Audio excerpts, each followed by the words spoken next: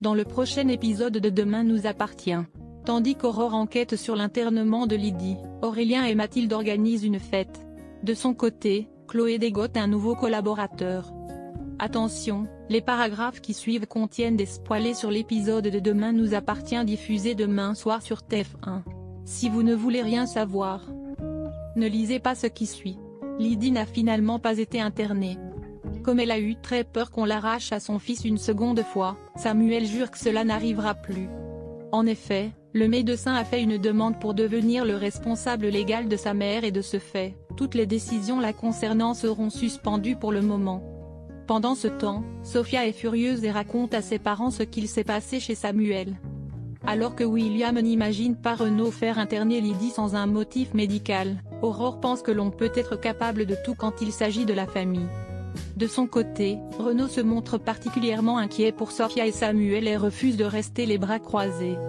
Certaine que son ex-mari ne la lâchera pas, Sabine la pousse à se venger de tout le mal qu'il lui a fait. Non loin de là, Lydie reçoit la visite de Sabine. À l'hôpital, Samuel a récupéré le dossier médical de Lydie et découvre que l'homme médecin en charge de son internement n'était autre que l'un des amis de son père. Lorsque Marianne l'enjoint à avoir une discussion avec Renaud, Samuel s'y oppose, persuadé que son père a tout manigancé depuis le début.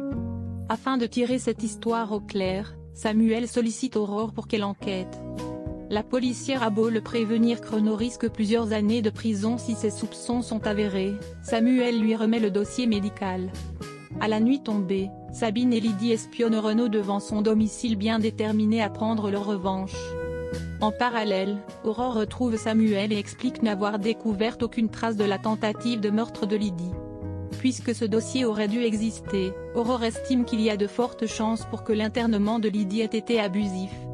Dans la matinée, Aurélien et Mathilde demandent l'autorisation pour organiser une crémaillère avec quelques-uns de leurs amis afin d'officialiser leur nouvelle vie à quatre.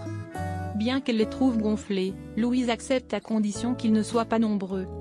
Toutefois, les adolescents décident de profiter de la situation pour inviter leurs classes respectives. En rentrant, Louise et Bart constatent qu'il y a plus de 10 personnes présentes mais le fils Valentin n'y voit aucun inconvénient. Avec le sourire, la mère de famille lance qu'il va se faire bouffer par ses enfants s'il n'impose pas de limites. Chloé essaie de faire des croquis pour ses bijoux mais ne parvient pas à retranscrire sur papier ses idées. Peu après, Xavier débarque chez elle à l'improviste et lui remet une enveloppe avec des dessins de ses bijoux.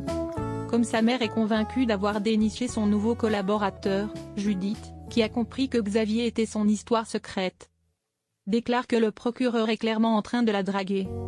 Par la suite, la fille Delcourt rejoint Xavier au Spoon et lui propose de travailler avec elle sur son nouveau projet. Mais Xavier décline, jugeant que c'est une mauvaise idée compte tenu de la situation.